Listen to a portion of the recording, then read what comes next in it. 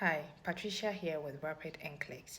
At Rapid NCLEX, we aim at guiding you through your NCLEX journey. So if you are planning to write your NCLEX, we can start you from credential evaluation to writing of your NCLEX.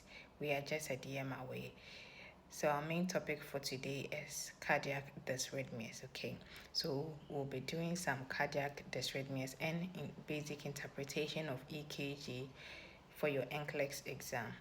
Now, when we talk of cardiac dysrhythmia, before you even think of reading or interpreting any cardiac dysrhythmia, you should know this basic principle that in every EKG strip, there should be a P wave, as you can see on the screen. A P wave, a QRS complex, and a T wave. So a P wave, which represents atrial depolarization, that is during an electrical activity when the atria contracts, and then a QRS complex also represents an electrical activity that causes the ventricles to contract. So for a sinus rhythm, it means that when you take an EKG strip, if you are seeing a sinus rhythm, it means you are seeing a P wave, you are seeing a T wave, you're also seeing a QRS complex, okay? Now, if you want to determine if it is a sinus rhythm or not, after seeing your P wave, your QRS complex, and your T wave, count the RR intervals. If you are counting your RR intervals and multiplying by 10, you should get a rate between 60 to 100. That is the normal heart rate for an average adult, 60 to 100. And then if you are counting your P wave as well and multiplying by 10, you should also get a range between 60 to 100. And then the RR intervals, the P wave, are all regular. That is how you can know that this is a sinus rhythm. Now, for you to talk about sinus tachycardia.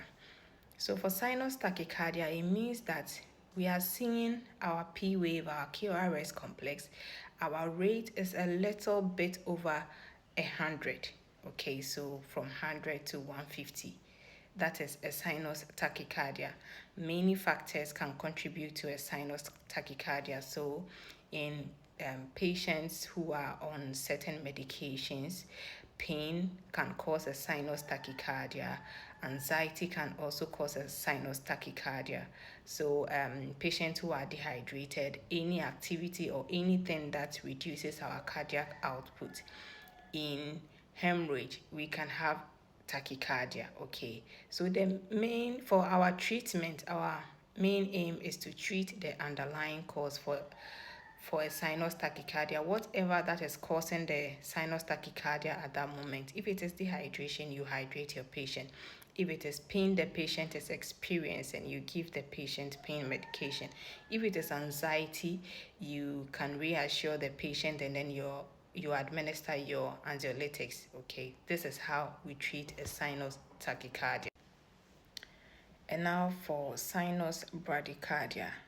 As you can see on the screen, it means that the patient is having a regular rhythm but a rate of less than 60 beats per minute, meaning that if we count our RR intervals and multiply by 10, and then we count our P wave and multiply by 10, we are getting a rate less than 60 beats per minute, with the exception of patients who are athletes. So if a patient is an athlete, they usually have a rate less than 60 already, and they are not symptomatic. It is not causing any problem for them. That is their normal rate. Okay, some of the causes for a sinus bradycardia, we can have so excessive vagal stimulation is one of the causes for sinus bradycardia. Hypoxia can also cause sinus bradycardia. And then also patients who take beta blockers, especially, yes, beta blockers can also cause bradycardia. Okay, now for the treatment, if it's patient is symptomatic, that is where we will think of administering a drug called atropine. So we give atropine in treatment of sinus bradycardia, and in worst cases, if the medication doesn't work, a pacemaker can also be inserted for the management of sinus bradycardia.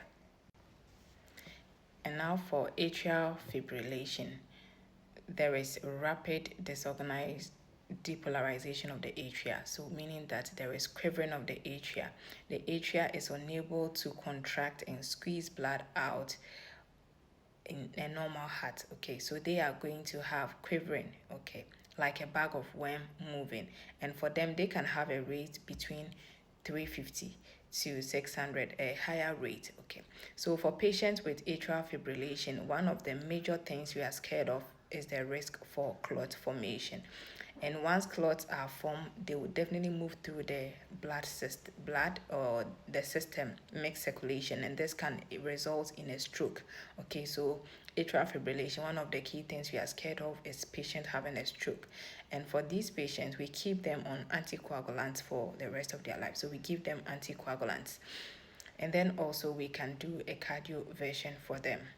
Another atrial condition is atrial flutter. So for atrial flutter, the description NCLEX usually like to give is the sawtooth wave. Okay, the sawtooth wave. For them also, we can do cardiac a cardioversion for them, and then we can also yes, we can do cardioversion for them, and we can also administer anti-dysrythmics to them as well. And then for ventricular tachycardia, this is how the rhythm looks like. We are going to have a rhythm with no P wave and a widened QRS complexes. And now for ventricular tachycardia, their rate is above 150.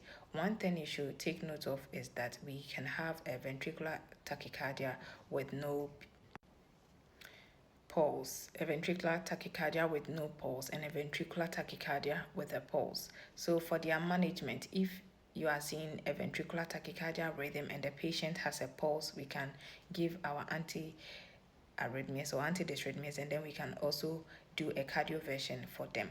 But for a ventricular tachycardia with no pulse, we can start our defibrillation. Okay, ventricular tachycardia, we'll do a defibrillation, a ventricular tachycardia with a pulse. And then also our next, we are going to have ventricular fibrillation.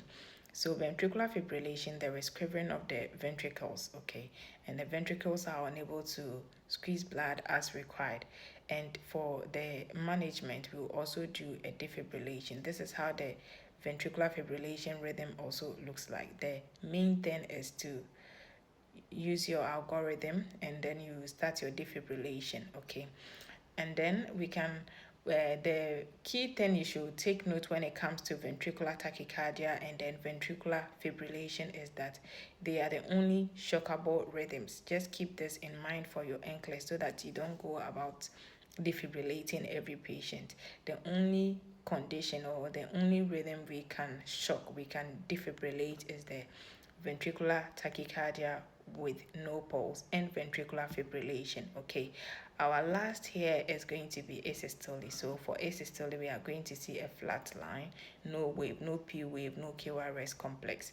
The best you should do is to start your CPR. All right, let's answer these questions in relating to cardiac dysrhythmias.